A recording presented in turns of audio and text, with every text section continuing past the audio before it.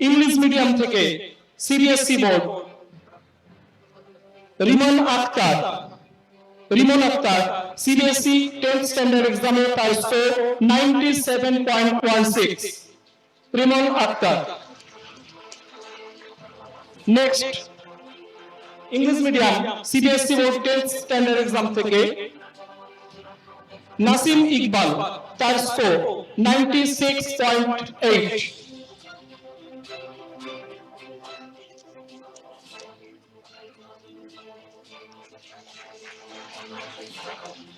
আমরা ম্যাডামের হাত থেকে কিছু কৃতিত্ব সম্বর্ধনা করলাম। আমরা শুনে নেব ম্যাডামের কাছ থেকে আমাদের ছাত্রছাত্রীদের উদ্দেশ্যে এবং আমাদের উদ্দেশ্যে কিছু। এখানে যারা স্টুডেন্টস আছেন, আমার ডান দিকে, আমার বাঁ দিকে, তাদের সবাইকে বলতে চাই যে আপনারা কতজন ডাক্তার হতে চান? একটু হাত তুলুন, একটু হাত তুলবেন। কারোরই হাত তুলতে এত কম কেন? আমাদের সবার কথা শুনতে শুনতে হাত তোলা কমে গেল। অনেকে হাত তুলেছেন, এটা দারুণ ভালো জিনিস যে আপনারা মানুষের সেবায় নিয়োজিত হতে চান। যারা হাত তোলেননি, আমি বিশ্বাস করব তারা অন্য প্রফেশনের কথাও ভাবছেন। আমি প্রথমেই ধন্যবাদ জানাই আল-আমিন মিশনের ফাউন্ডার নুরুল ইসলাম স্যারকে আমাকে এখানে আমন্ত্রণ জানানোর জন্য। আমি সম্মানিত বোধ করছি। আমি সবাইকে সম্মান জানাই যারা ডায়াসে বসে আছেন, বিশিষ্ট ব্যক্তিগণ। আমি সম্মান জানাই যারা শিক্ষক আছেন তাদেরকে, যারা আপনাদের গড়ে তুলছেন। সবাইকে সম্মান আর শ্রদ্ধা জানিয়ে আপনাদের সঙ্গে কিছু জীবনের কথা শেয়ার করে নেব। আমরা অনেকক্ষণ ধরে সব বক্তার মুখেই শুনলাম আল-আমিন মিশনের জন্ম কাহিনী। একজন মানুষ তার ভিশন কত বড় হলে মাত্র 7 জন ছাত্র নিয়ে যেটা স্টার্ট হয়েছিল আজ এত বৃহৎ আকার ধারণ করেছে। আমি আপনাদের বক্তব্য শুনতে পাচ্ছি। একটু যদি শান্ত হন তাহলে আমি আমার বক্তব্য রাখতে পারি।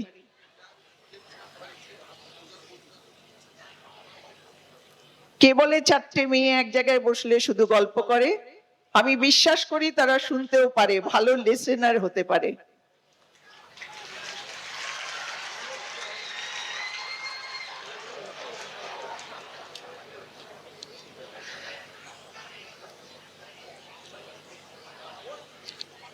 একজন মানুষের স্বপ্ন কত বৃহৎ হলে আজকে মাত্র একটা ক্যাম্পাসে এত লোক জড়ো, এত ছাত্রছাত্রী, আরো তো 78টা ক্যাম্পাস সারা পশ্চিমবঙ্গ জুড়ে। এই প্রোগ্রামটা আমি শুনলাম তারা লাইভ দেখছেন, তাহলে কত ছাত্রছাত্রী যুক্ত হয়ে আছেন এই প্রোগ্রামে, ধৈর্য ধরে সবাইকে শুনছেন। তার জন্য আপনাদেরকে ধন্যবাদ। আমরা জীবনের কাহিনী আপনাদেরকে কেন বলবো এই জন্যে যে কত রকম প্রফেশন আছে যেটা আমরা স্কুল লাইফ শেষ করে সেগুলোর দিকে হেঁটে যেতে পারি, সেই স্বপ্নগুলোকে ছুঁয়ে দেখতে পারি। আমার আগে Bushra madam, IPS, Indian police service, তার জীবনের কথা বললেন। তিনি পড়াশুনো করেছেন, এক্সেল করেছেন, কিভাবে ইউপিএসসি ক্র্যাক করলেন, সংসার করে 2টো বাচ্চা মানুষ করতে করতে শারীরিক প্রতিবন্ধকতা সেটাকেও উনি দূরে ঠেলে রেখে করলেন। আপনারা সবাই জানেন যে আইপিএস এর ট্রেনিংটা কত কঠিন। কত কঠিন হয়। ওনার পায়ে ফ্র্যাকচার, মানেননি। 6টা অপারেশন, মানেননি। শারীরিক প্রতিবন্ধকতা আছে বলে ভাবেননি। উনি ইউপিএসসি ক্র্যাক করেছেন। একজন মহিলা, ছেলেরা তো আরো ভালো পারবে, মহিলারাও পারে, দেখিয়ে দিল।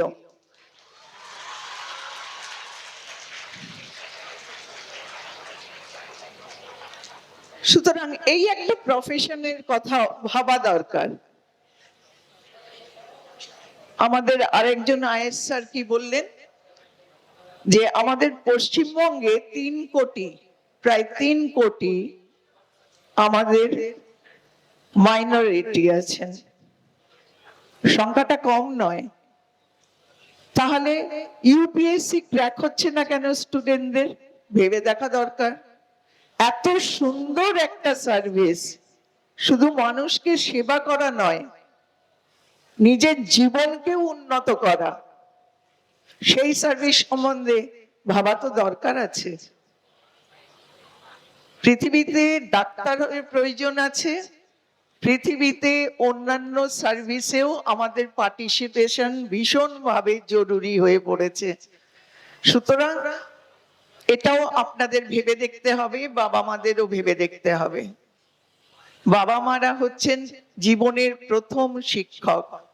পরিবারই মানুষের শিক্ষার শুরু, তারপরে তো বিদ্যালয়ে। বিদ্যালয়ের শিক্ষকরা আমাদের এক্সটেন্ডেড ফ্যামিলি, সেখানে আমাদেরকে গড়ে তোলেন, আমাদের মধ্যে নৈতিকতার বীজ বপন করেন, আমাদেরকে সুশিক্ষিত মানুষ করে তোলেন। শুধু শিক্ষিত হলে হয় না, এখানে স্যার বলেছেন সুশিক্ষিত। সুশিক্ষিত মানে কি? সুশিক্ষিত মানে আমার বিবেক জাগ্রত থাকবে, আমি শিক্ষিত হব, কিন্তু আমার অনেস্টিটা থাকবে। Honesty will be the rule, not exception. এই বিশ্বাস আমার মধ্যে থাকবে। মানুষের সেবায় নিজেকে নিয়োজিত করতে পারবো, নিশ্চয়ই নিজের জীবনে উন্নতি করব, নিজের পরিবারকেও দেখব। আমাদের কোরআনে আল্লাহ তাই বলেছেন, প্রথমে গুড ডিডস, ছত্রে ছত্রে আছে যে গুড ডিডস মানুষের নেকি, মানুষ নেকি পায় গুড ডিডস করে। প্রথমে পরিবারকে দেখো, তাহলে পরিবারকেও দেখব, তারপরে সমাজের সবাইকে দেখব, এই মনোভাব রাখতে হবে। এবারে আমি বলি আমার নিজের কথায়, আমি কিন্তু খুব অ্যাভারেজ স্টুডেন্ট ছিলাম, খুবই অ্যাভারেজ স্টুডেন্ট। আমার বাড়িতে বেশিরভাগই ডাক্তার।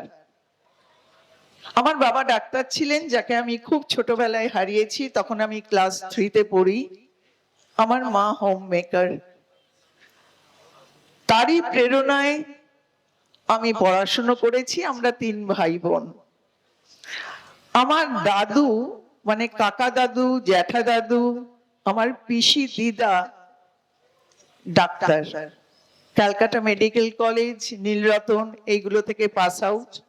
আমার মামা মাইমা, আমার খালা মাসি সবাই ডাক্তার। বাড়িতে বেশিরভাগই ডাক্তার, আর না হলে সরকারি চাকরি। তো ছোটবেলা আমি খুব প্রশ্ন করতাম সবকিছুতে, এটা কেন হলো, এটা কেন হবে। তো আমার বাবা বলতেন, তুই এত প্রশ্ন করিস, বড় হয়ে ল পড়বি, উকিল হবি। বলার কথা বলতেন, যুক্তি দিয়ে সব বোঝার চেষ্টা করতাম। সেটা থেকেই হয়তো আমার বাবা এটা ভেবেছিলেন, মেয়ে বড় হয়ে লয়ার হবে, ল পড়বে। কিন্তু বাড়িতে সবাইকে ডাক্তার দেখেছি, স্বপ্ন তো আমি বড় হয়ে না ডাক্তারই হব। তারপরে যখন বড় হলাম, যখন স্কুল শেষ করছি, তখন আমার এক পিসি দিদা, তখনকার দিনে বায়োকেমিস্ট্রিতে ডক্টরেট, উনি পিএইচডি করে ইংল্যান্ডে সেটেল করলেন। তখন মনে হলো আমি আমার এই পিসি দিদার মতো হব, আমিও বায়োকেমিস্ট্রিতে ডক্টরেট করে আমি বিদেশে গিয়ে সেটেল করব। বায়োকেমিস্ট্রি নিয়ে গ্রাজুয়েশন করলাম। আমার মা তখন সেই পুরোনো দিনের কথা স্মরণ করিয়ে দিলেন, যে তোর বাবা বলতো তুই লয়ার হবি, তুই ল পড়। তখন মনে হলো লটা পড়ি। ল পড়লাম। ল পড়ে ওকালতি করতে আরম্ভ করলাম। উকিল যখন হলাম, তখন আমি কোর্টে গিয়ে, তখনকার দিনে 83-84, তখন বেশি মহিলা লয়ার কোর্টে ছিলেন না। আমি সিটি সিভিল কোর্ট ক্যালকাটায় জয়েন করি, দেখি মাত্র 4 কি 5 জন দিদি তখন প্র্যাকটিস করেন। আর আমি ঢুকলাম প্রথম একজন মুসলিম মহিলা লয়ার ওখানে। আমার আগে কোনো মুসলিম মহিলা লয়ার ওখানে জয়েন করেননি। আমার সিনিয়র ছিলেন জাভেদ সাহেব, বিশিষ্ট ভদ্রলোক। ওনার কাছে কাজ শিখতে আরম্ভ করলাম, ওকালতি করতে আরম্ভ করলাম, বেশ ভালো লাগতো, বেশ চ্যালেঞ্জিং মনে হতো। ওখানে দুর্গাদা বলে একজন সিনিয়র ছিলেন, উনি একদিন পিঠ চাপড়ে বললেন, এখানে মহিলা সিনিয়র নেই, আমি আশা রাখি তুই একদিন ভালো সিনিয়র হবি। উৎসাহ পেয়ে প্রচন্ড খাটতে আরম্ভ করলাম। সকাল 9টা থেকে রাত 11টা, মধ্যিখানে মাত্র 1 ঘন্টার ব্রেক, বাড়িতে আসতাম, টিফিন করে আবার সিনিয়রের চেম্বারে। কিন্তু ভালোবেসে কাজ করলে কোনো পরিশ্রমই পরিশ্রম মনে হয় না। তারপরে একদিন যখন কোনো জজের কাছে মুভ করতাম, তখন মনে হতো ওই দিকটা কিরকম। তো আমার সিনিয়রকে একদিন বললাম যে জজ সাহেবরা বেশ ভালো লাগে, ওনারা বেশ বসে বসে জাজমেন্ট দেন, আমরা বলি, তারপরে ওনারা আইনের ব্যাখ্যাগুলো দেন। বললো তুমি পরীক্ষা দাও। তখন কিন্তু আমার 7.5 বছর প্র্যাকটিস হয়েছে। 3 বছর পরে 3 বছর সিনিয়রের চেম্বার করেছি। আমার সিনিয়রের উৎসাহে 3 বছর পরে আমার নিজের চেম্বার হয়েছে। আস্তে আস্তে একটু একটু করে প্র্যাকটিস হচ্ছে, প্র্যাকটিসটা একটু বেড়েছেও।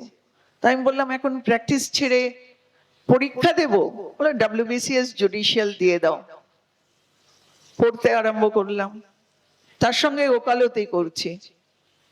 রাত 10টা-11টা অব্দি খেটে তারপরে পড়তাম WBCS জুডিশিয়ালের প্রস্তুতি। কপাল ভালো ছিল, প্রথমবারই ক্র্যাক হলো। আমি তখন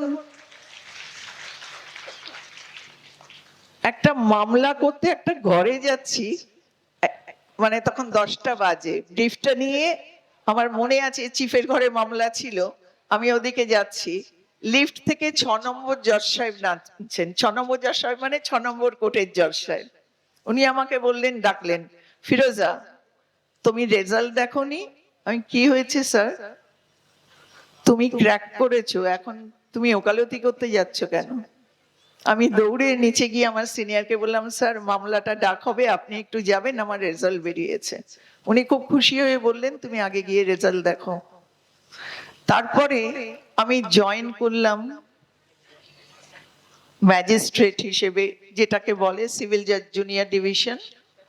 সিভিলে বসলে আর ক্রিমিনালে বলে জুডিশিয়াল ম্যাজিস্ট্রেট। অসাধারণ একটা চাকরি। এখনই আমি স্যারকে বলছিলাম, উনি চলে গেলেন, যে এত স্বাধীন চাকরি মনে হয় ভারতবর্ষে আর নেই। সুতরাং আপনারা ভেবে দেখতে পারেন এই প্রফেশনটাও ল পড়া দরকার। ডাক্তার মানুষের শারীরিক রোগ সারায়, যন্ত্রণা সারায়, আর একজন যিনি ল পড়েন তিনি সমাজের ব্যাধি সারান, সমতা আনেন। এটাও আপনারা ভেবে দেখবেন, গার্জেনরা ভেবে দেখবেন। আজকে আমাদের জুডিশিয়ারিতে লয়ার্স হিসেবে পার্টিসিপেশনটা ভীষণ দরকার।